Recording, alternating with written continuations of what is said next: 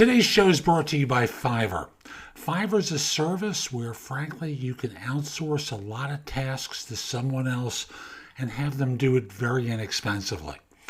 If you've ever watched or observed the show notes, not the show notes, but the transcriptions for this show, what you'll see is work that's been done by someone I've hired on Fiverr. I've also had editing for my books done on Fiverr. I've had a variety of different functions done there, and I've done it for years. It saves a lot of time, it's very inexpensive, and I'll just simply say use the link in the show notes. It helps support the advertiser and lets them know that this show has meaning for you. And with that, we'll be back in just one moment.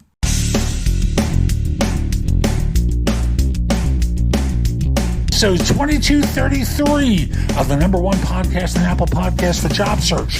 You're listening to No BS Job Search Advice Radio. This is Jeff Altman, the Big Game Hunter, and welcome. Today's show is about offer letters and whether it's normal for a firm to want an acceptance before issuing the offer letter. Hope you find the show helpful. Hope you give it an honest review in Apple Podcasts, Spotify, Google Play, Amazon Music, wherever you listen to the show. Give it a great review and share it with people because folks need help. And there are people who you know who don't know the answer to this question. And we'll be back in just one moment. Support for today's show comes from Skillshare.com.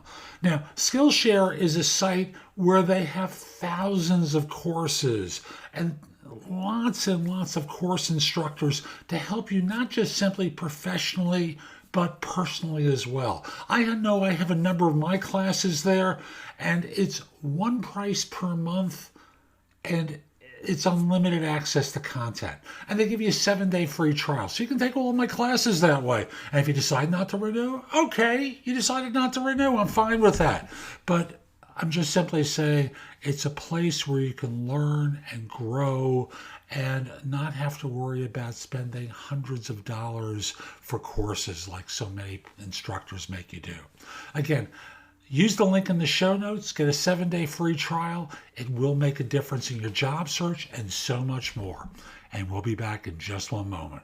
And someone wants to know whether or not it's normal for a firm to insist upon you accepting the verbal offer before giving you one in writing.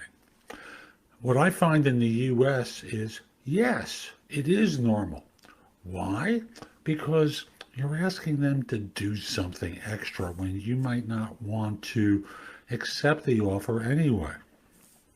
So understand they were also concerned, and this is the bigger of the two factors, they don't want you taking the offer letter and start shopping it around to other people unless you're prepared to say yes.